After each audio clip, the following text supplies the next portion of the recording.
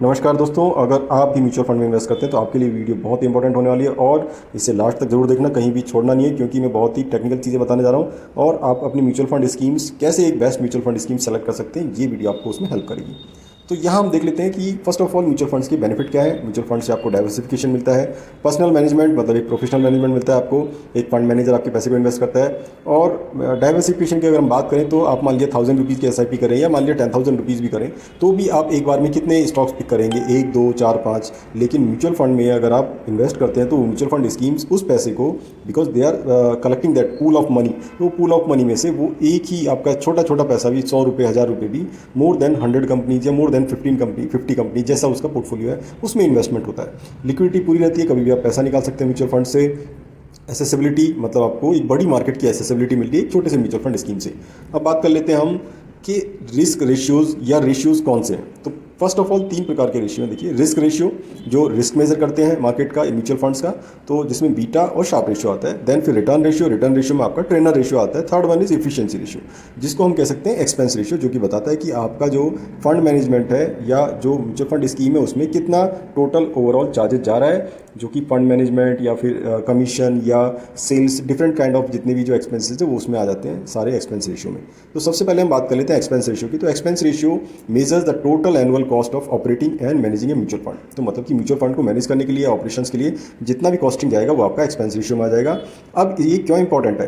Expense ratio आपको compare करना है कि आपके एक ही कैटेगरी की, मान लिया लार्ज कैप की स्कीम्स हैं तो उनमें किसका एक्सपेंस रेशियो कम है, किसका ज़्यादा है। तो आप देख सकते हैं lower expense ratio means more to the funds return, मतलब कि कम एक्सपेंस रेशियो कटेगा तो आपके पास ज़्यादा रिटर्न आएगा।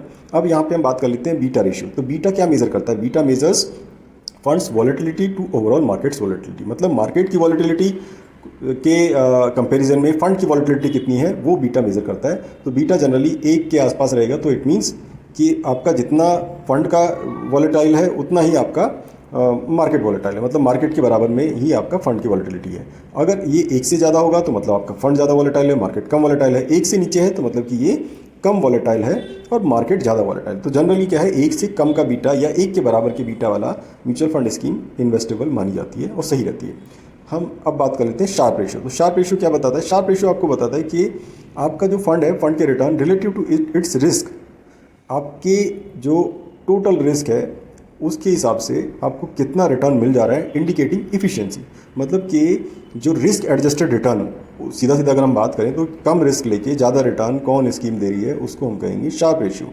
ठीक है, तो इसका देखिए कैलकुलेशन भी देख लीजिए, फॉर्मूला क्या रहेगा? Funds average return divided by it's standard deviation, मतलब कि जो फंड एवरेज रिटर्न दे रहा है लास्ट 1 साल 2 साल 3 साल में, तो उसको अगर हम उसके रिटर्न्स को उसके स्टैंडर्ड डेविएशन से डिवाइड कर दें तो आपका शार्प रेशियो आ जाएगा।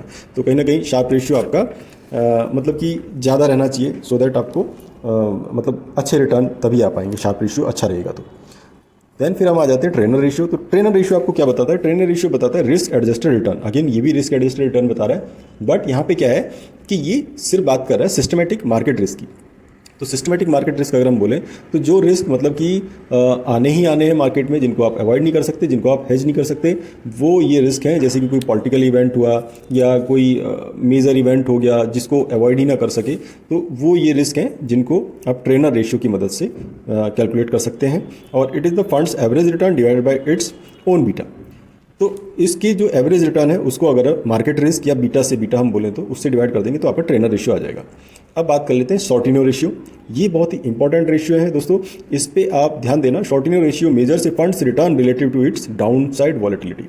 तो यहाँ पे क्या है, उसके नीचे जाने की वॉलेटिलिटी कितनी है। मतलब कि कोई फंड है, आप 100 रुपये में लिया कोई अन्य भी आपने, तो एक तो फंड है कि जब मार्केट नीचे जा रहा है तब वो नीचे जाएगा। एक है कि 100 रुपये में तो लिया आपने, लेकिन वो हर तीसरे दिन 95 98, जब भी मार्केट गिरता है तो मार्केट 3 दिन में एक बार गिर के फिर ऊपर बढ़ जाता है, लेकिन आपका वो फंड नहीं बढ़ रहा है। तो ये है शॉर्टिनो रेशियो, जिससे आपको इस तरह के फंड्स का पता चलेगा कि डाउन साइड वॉलेटिलिटी कितनी है इसमें।